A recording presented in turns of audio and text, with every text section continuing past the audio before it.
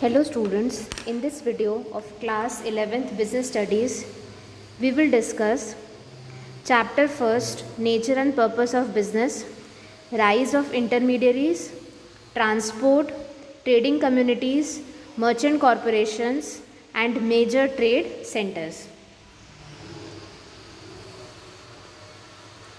तो सबसे पहले हम क्या डिस्कस करेंगे, राइज ऑफ इंटरमीडियरीज़। इंटरमीडियरीज़ का मतलब क्या होता है? इंटरमीडियरीज़ का मतलब ये होता है वो पर्सन्स जो दो या दो से ज़्यादा पर्सन्स के बीच में कुछ कॉन्वर्सेशन कराए या कम्युनिकेशन करवाए या फिर कोई एग्रीमेंट कराने में हेल्प करें, वो पर्सन्स कौन होते हैं? इंटरमीडियरीज़। तो इंटरमीडियरीज़ का एक इम्पॉर्टेंट रोल था ट्रेड को प्रमोट करने में एंशिएंट इंडिया में। Intermediaries played a prominent role in the promotion of trade. They helped manufacturers, especially in foreign trade. Foreign trade में जो manufacturers थे उनको कौन हेल्प करता था? इंटरमीडियरीज़। ये इंटरमीडियरीज़ बातचीत करते थे फॉरेन कंट्रीज़ में। इंडिया के मैन्युफैक्चरर्स जो भी मैन्युफैक्चर करते थे उन गुड्स से रिलेटेड जो भी बातचीत होती थी वो कौन करता था? इंटरमीडियरीज़ करते थे। अब इंटरमीडियरीज़ के अंदर कौन कौन आता है? Commission agents, brokers and distributors, both for wholesale and retail goods. Wholesale मतलब थोक में, बल्क में जो हम गुड्स सेल करते हैं इकट्ठा ज़्यादा, उसे हम क्या कहते हैं? Wholesale goods. और रिटेल गुड्स क्या होते हैं? जो हम स्मॉल क्वांटिटीज़ में सेल करते हैं। तो उससे रिलेटेड जो भी बातचीत होती थी फॉरेन कंट्रीज़ में जिन्हें परचेज़ करना होता था या सेल करना है, उनसे बातचीत कौन करेगा? Intermediaries. Bankers began to act as trustees and executors of endowments. Foreign trade was financed by loans. अब जो बैंकर्स थे वो इस फॉरेन ट्रेड को क्या करते थे? उसमें पैसा लगाते थे, ठीक है। उसमें जो फाइनेंस से रिलेटेड जो भी इश्यूज़ होते थे वो कौन सॉल्व करते थे? बैंकर्स सॉल्व करते थे। तो सबसे पहला क्या है? Commission agents, brokers, distributors for wholesale and retail trade. They helped in expanding trade and brought in huge amount of silver Boolean into Asia and large share was in India.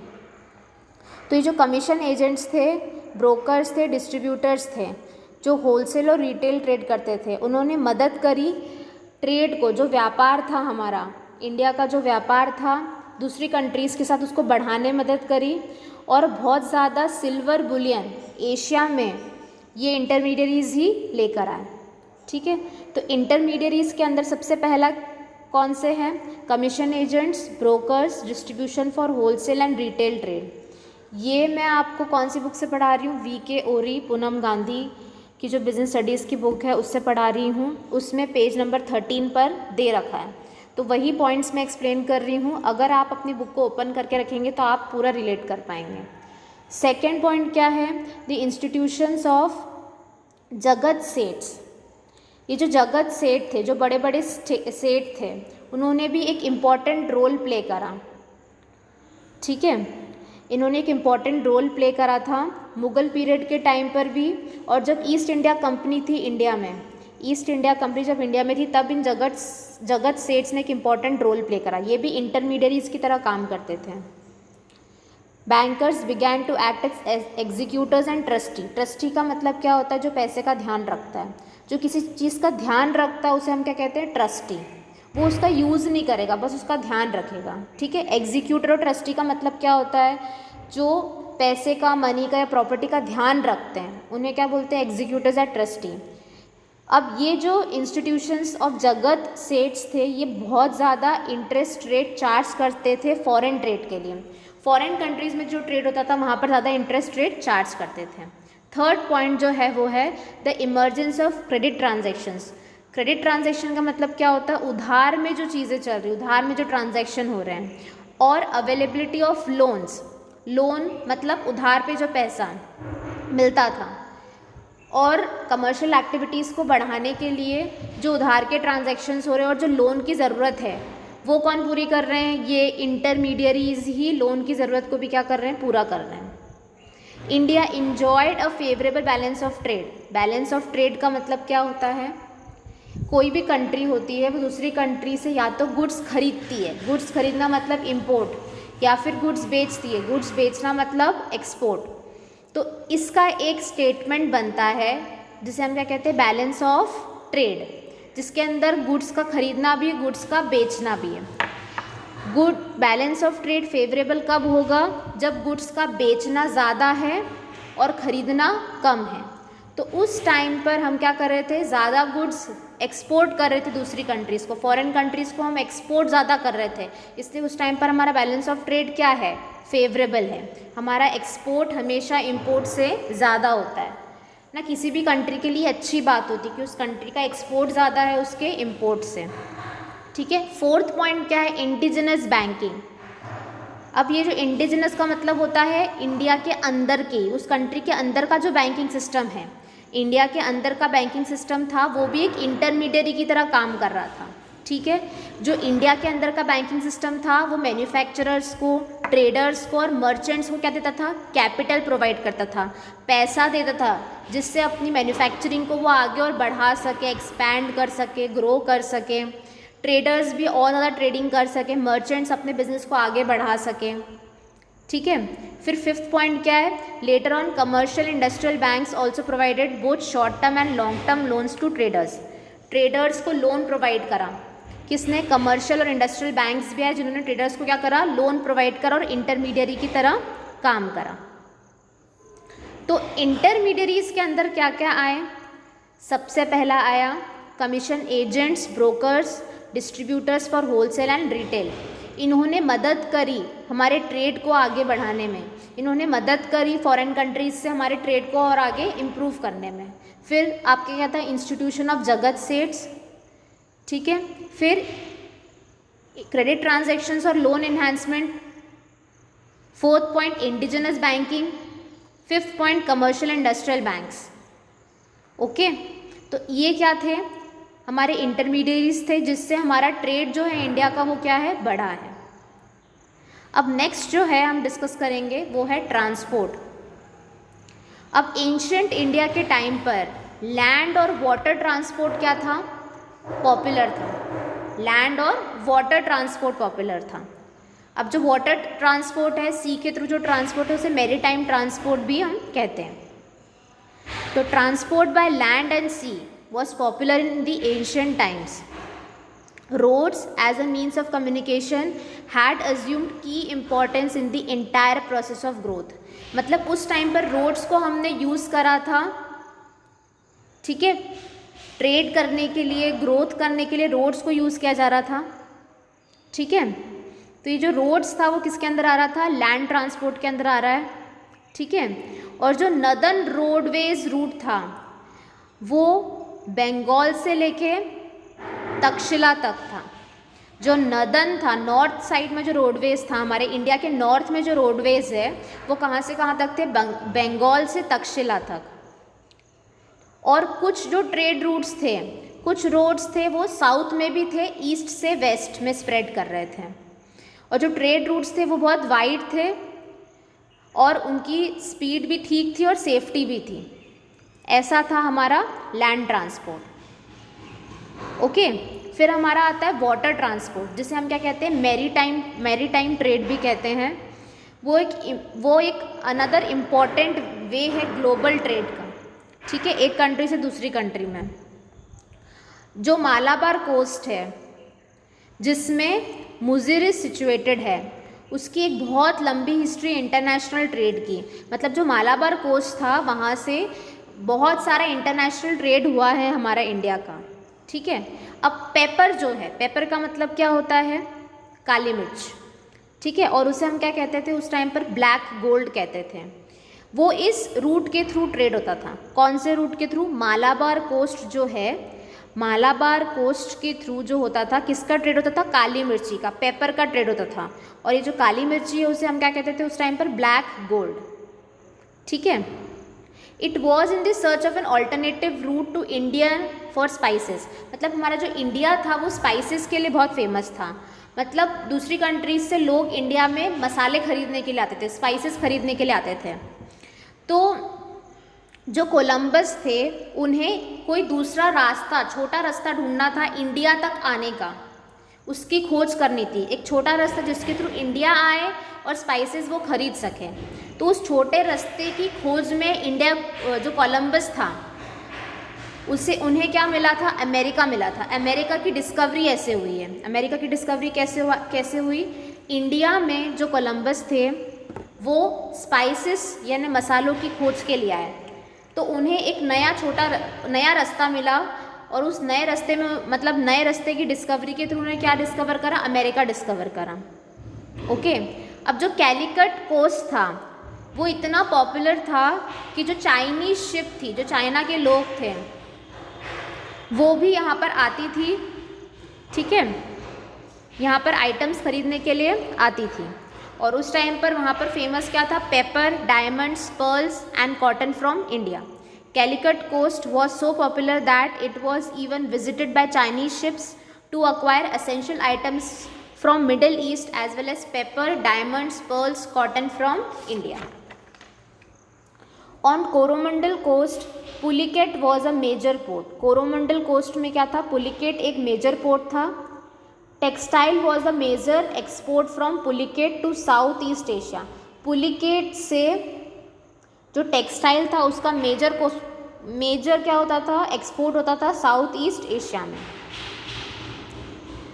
Various empires conflict each others to dominate the route for this trade. It was in the search for an alternative route to India for spices that led to the discovery of America by Columbus in the closing of 15th century and also brought Vasco da Gama to the shores of Malabar in 1498. ये जो spices के alternative root को खोजने के लिए ही America मिला Columbus को 15th century में, और फिर उसी के कारण वास्को डी गामा भी मालाबार के शोर्स पर आए 1498 में। तो ये हमारी एंशिएंट इंडिया की ट्रांसपोर्ट हिस्ट्री है। तो हमें बस इतना ध्यान रखना है कि एंशिएंट इंडिया में पॉपुलर ट्रांसपोर्ट कौन सा था, लैंड और वाटर ट्रांसपोर्ट, इतना ध्यान रखना है हमें।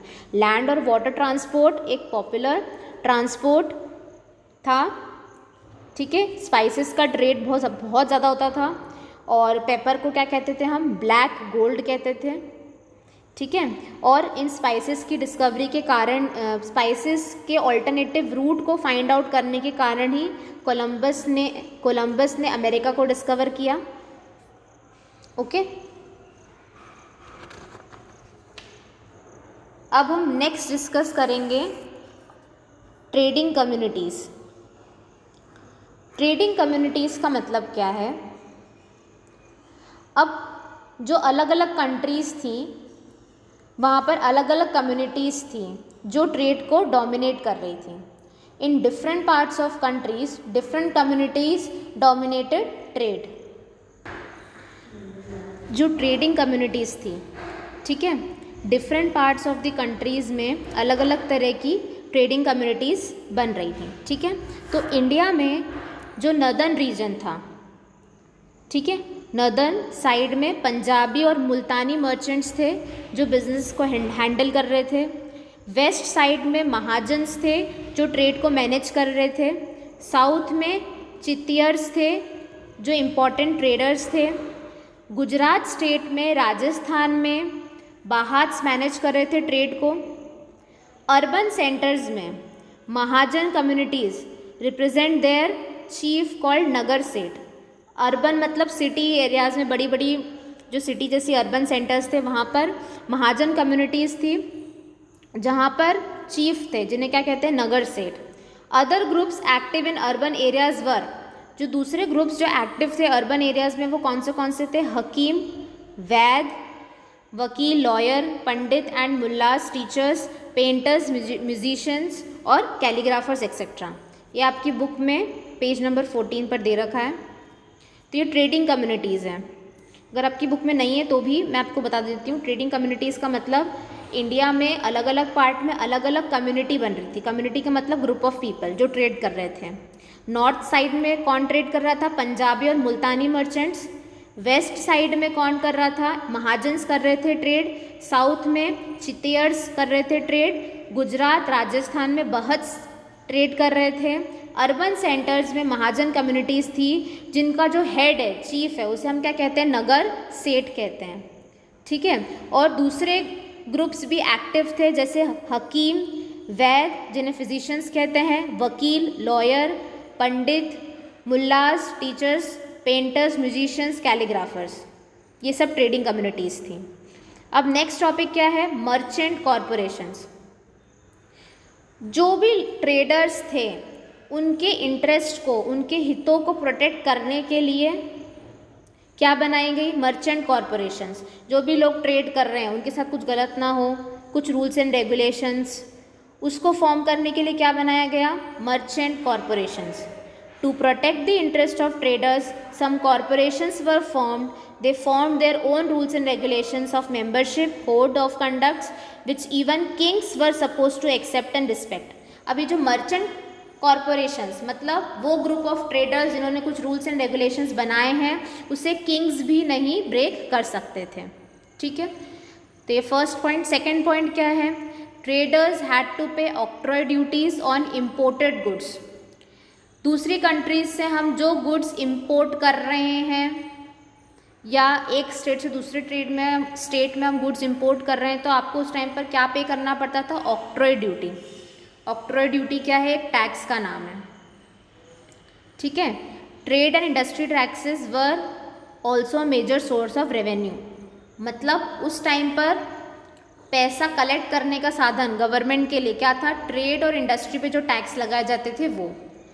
Custom duty varied according to communities. मतलब अगर हम गुड्स का इंपोर्ट कर रहे हैं तो उस पर क्या लगती थी, कस्टम ड्यूटी, एक टैक्स लगता था। वो कम्युनिटीज़ के साथ क्या होता था, चेंज होता था। ठीक है, tariffs varied from province to province. Tariff का मतलब क्या होता है, एक तरह से रेस्ट्रिक्शंस, इंपोर्ट पे रेस्ट्रिक्शन या टैक्स, वो जगह जगह पर क्या था, चेंज था। The ferry tax, ferry tax मतलब होता है ट्रांसपोर्ट, एक जगह से दूसरी जगह ट्रांसपोर्ट करने का जो टैक्स लगता है वो भी क्या था, एक इनकम गवर्नमेंट के लिए पैसा जनरेट करने का क्या था, सोर्स था। It had to be paid for passengers, goods, cattle and carts. जब लोग एक जगह से दूसरी जगह जाते थे तो क्या टैक्स, कौन सा टैक्स लगता था, फेरी टैक्स लगता था। ठीक है, जो लोकल बॉडीज़ थी, जो गवर्नमेंट थी लोकल, वो क्या रिसीव करती थी, टैक्स रिसीव करती थी। द गिल्ड, जो गिल्ड किसको कहते थे, हेड ऑफ महाजन, वो डायरेक्टली किसके साथ डील करते थे, टैक्स कलेक्टर्स के साथ टैक्स कलेक्टर्स के साथ डील करते थे। अब मैंने यहाँ पर जो वर्ड यूज़ करा गवर्नमेंट, यहाँ पर गवर्नमेंट यूज़ नहीं होगा, किंग यूज़ होगा, कि जो राजा होते थे उस टाइम पर वो राजा लोग ही टैक्स के थ्रू पैसा कलेक्ट करते थे, गवर्नमेंट तो नहीं होती थी, तो राजा लोग ही क्या करते थे, टैक्स कलेक्ट करते थे। तो ये जो महाजन्स थे उनसे डायरेक्टली टैक्स कौन कलेक्ट कर रहा है, किंग्स, राजा। ठीक है, ये राजा लोग टैक्स कलेक्टर्स रखते थे जो इन लोगों से क्या करते थे, टैक्स लेते थे। और कौन से टैक्स लेते थे, ferry tax, custom duty, octroi duty. ठीक है, ये सब चीज़ें। The guild head of mahajans used to deal directly with kings और tax collectors and settle the market toll on behalf of all the merchants. The guild merchants also acted as custodian of religious interest. They undertook the task of building temples, made donations by levying taxes on their members. अब ये जो महाजन्स थे, जो merchants थे, वो क्या करते थे, जो धार्मिक काम थे वो भी यही करते थे। टेम्पल बनवाना ये अमीर मर्चेंट करवाते थे, और इस टेम्पल बनवाने के लिए वो बहुत ज़्यादा बड़ा टैक्स लगा देते थे उसके मेंबर्स पर। जो भी इस मर्चेंट कॉरपोरेशन के मेंबर हैं उन पर टैक्स लगा देते थे, उन मर्चेंट कॉरपोरेशन के मेंबर को वो टैक्स देना ही पड़ता था, और उस टैक्स के पैसे से क्या बनते थे, मंदिर बनते थे। Due to commercial activities big merchants gain power in the society. अब इन सब एक्टिविटीज़ के कारण जो बड़े बड़े मर्चेंट्स थे उनको पावर मिल गई थी। ठीक है, तो मर्चेंट कॉरपोरेशन मतलब जो ट्रेडर्स थे उन्होंने एक ग्रुप बना लिया, अपने रूल्स एंड रेगुलेशंस बना लिया, उसे हम क्या कहते हैं, merchant corporation. In rules and regulations को किसको फॉलो करना पड़ता था, किंग्स को भी फॉलो करना पड़ता था। ठीक है, ठीक है। अब ये जो ट्रेडर्स थे उन्हें क्या पे करना पड़ता था, टैक्स पे करना पड़ता था, जैसे ऑक्ट्रॉय ड्यूटी, ट्रेड और इंडस्ट्री टैक्स, कस्टम ड्यूटी, फेरी टैक्स, लोकल, और ये सब चीज़ें टैक्स पे करना पड़ता था। अब ये जो महाजन्स थे वो डायरेक्टली किंग के साथ डील करते थे, या फिर ये जो महाजन्स थे ये सब क्या करते थे, टैक्स कलेक्ट करते थे, और ये टैक्स किसको देते थे, राजा को देते थे। ठीक है, अब ये जो मर्चेंट थे वो धार्मिक काम भी करते थे, वो लोग मंदिर बनवाने का काम करते थे टैक्स कलेक्ट करके अपने ट्रेड मेंबर्स से। ठीक है, तो ये एक पावरफुल लोग बन गए थे। ठीक है, अब नेक्स्ट जो है वो क्या है, मेजर ट्रेड सेंटर्स। मतलब इन जगहों से एंशंट इंडिया में सबसे ज़्यादा ट्रेड होता था। ओके, इन्हीं जगहों से। तो अलग अलग तरह के टाउन्स थे। पोर्ट टाउन्स जो समुद्र के पास हैं, मैन्युफैक्चरिंग टाउन्स जहाँ पर चीज़ें बन रही है, mercantile towns, pilgrimage towns. There existence is an index of prosperity of merchant communities and professional classes. ठीक है, ये जो फॉलोइंग है ये ट्रेड सेंटर्स है एशियंट इंडिया के। तो सबसे पहला क्या, पाटलिपुत्र, नाम सुना होगा। अब ये जो पाटलिपुत्र है इसे आज के टाइम पर क्या कहा जाता है, पटना। ठीक है, it was not only a commercial town but also major centre of export of stones. यहाँ से क्या एक्सपोर्ट किया जाता था, स्टोन्स। ठीक है, पाटलिपुत्र अभी का पटना, यहाँ से स्टोन एक्सपोर्ट किया जाता था। फिर दूसरा क्या है, पेशावर, यहाँ से क्या एक्सपोर्ट किया जाता था, वूल। और यहाँ पर क्या इंपोर्ट किया जाता था, हॉर्स। ठीक है, यहाँ पर जो बड़े बड़े कमर्शियल ट्रांजैक्शंस होते थे इंडिया, चाइना और रोम के साथ। वूल एक्सपोर्ट कर रहे हैं, हॉर्स को इंपोर्ट कर रहे हैं, और ट्रांजैक्शंस किसके बीच में हो रहे हैं, पेशावर के, इंडिया, चाइना और रोम के साथ। फिर नेक्स्ट है Indraprastha. Indraprastha, it was a commercial junction of royal road where most routes leading to east, west, south and north converged. मतलब यहाँ से बहुत सारी रोड्स आती थी जो ईस्ट में भी जाती थी, वेस्ट में भी जाती थी, साउथ में भी जाती थी। यहाँ पर से ट्रेड ज़्यादा होता था क्योंकि सारी रोड यहीं से जा रही है, ईस्ट, वेस्ट, नॉर्थ, साउथ में। ओके, सारे रूट्स यहीं से होकर गुजरते थे। जंक्शन मतलब जहाँ से सभी रास्ते होकर जा रहे हैं। ओके, तो इंद्रप्रस्थ, नागदा एक जंक्शन है क्योंकि यहाँ से हम मुंबई भी जा सकते हैं, दिल्ली भी जा सकते हैं। वैसे ही इंद्रप्रस्थ में भी सभी तरह की रोड्स के रूट्स थे। तो नॉर्थ में भी जा सकते थे, साउथ, वेस्ट, ईस्ट। इसलिए इंद्रप्रस्थ से भी ट्रेड क्या होता था, ज़्यादा होता था। नेक्स्ट है आपका वाराणसी। वाराणसी एक मेजर सेंटर था टेक्सटाइल इंडस्ट्री का। यहाँ पर बहुत सुंदर gold, silk, cloth, sandalwood workmanship होती थी।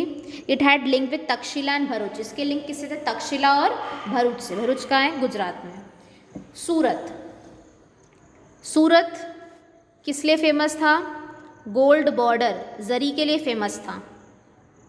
ओके, सूरत की जो हुंडीज थी वो भी बहुत ऑनर्ड थी। बाहर के मार्केट में इजिप्ट और ईरान में जो सूरत की हुंडी थी उसकी बहुत वैल्यू थी।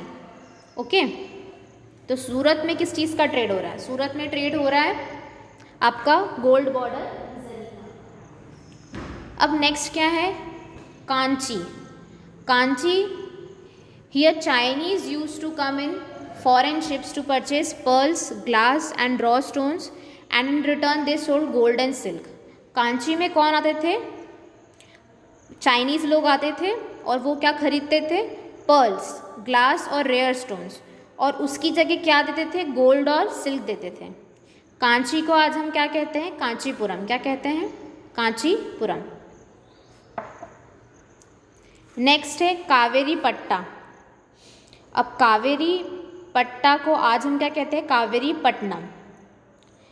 It was scientific in its construction as city provided loading, unloading, storing facility of merchandise. Merchandise मतलब क्या होते हैं, गुड्स। गुड्स को उतारना, अनलोडिंग, गुड्स को चढ़ाना, लोडिंग। ठीक है, और ये जो सारी फैसिलिटीज़ थी ये यहाँ पर चीज़ें उतारी भी जाती थी, चढ़ाई भी जाती थी। ठीक है, इस तरह से इस सिटी को कंस्ट्रक्ट किया जाता था, कंस्ट्रक्ट किया गया था। ठीक है, यहाँ पर ये सिटी सेंटर थी ऑफ ट्रेड। किस चीज़ का सेंटर ऑफ ट्रेड था, perfumes, cosmetic, scents, silk, wool, cotton, corals, pearls, gold and precious stones. Kaveri Patta. Next है आपका Madura. It was the capital of Pandyas. It attracted foreign merchants particularly Romans for carrying out overseas trade.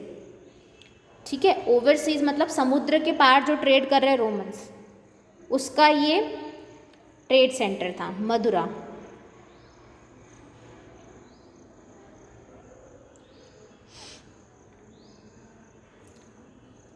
Okay, तो हमने क्या discuss करा है? Major trade centre Pataliputra, Peshawar, Taxila, Indraprastha और Varanasi discuss करा हमने, सूरत, कांची, मदुरा, कावेरी पट्टा। इसके अलावा एक तक्षशिला है, वो भी एक मेजर ट्रेड सेंटर था। लैंड रूट होता था इंडिया और सेंट्रल एशिया के बीच में।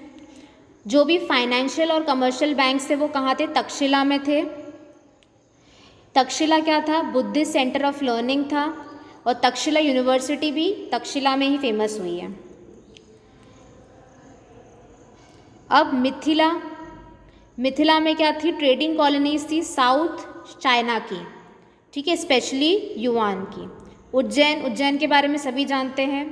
Agate, carnelian, muslin, maslo cloth, इन सब agate, carnelian, muslin, maslo cloth ये एक्सपोर्ट होता था उज्जैन से दूसरी जगहों पर। ओके। तमरालीपत्ती ये एक बड़ा पोर्ट है जो सी से कनेक्टेड है, बोथ बाय सी, मतलब ये जो पोर्ट है तमरालीपट्टी ये कनेक्टेड था एक तरफ सी से और दूसरी तरफ लैंड से, ठीक है। It was one of the greatest port connected both by sea and land with West and Far East. It was linked by road to Banaras and Taxila. तो ये आपकी मेजर ट्रेड सेंटर्स थे जो हमने आज डिस्कस करें। I hope that to this video you have understood rise of intermediaries, transport, trading communities, merchant corporation, major trade centers. Okay, आपको बस रफ आइडिया, रफ नॉलेज होना चाहिए। आपको पता होना चाहिए कौन से मेजर ट्रेड सेंटर्स थे एशियंट इंडिया में। मर्चेंट कॉरपोरेशंस क्या होते हैं आपको पता होना चाहिए। ट्रेडिंग कम्युनिटीज़ कौन सी फेमस थी एशियंट इंडिया में, यह आपको पता होना चाहिए। और लैंड और वाटर ट्रांसपोर्ट के बारे में पता होना चाहिए, और इंटरमीडिएट्स के बारे में पता होना चाहिए एंशिएंट इंडिया के। Thank you.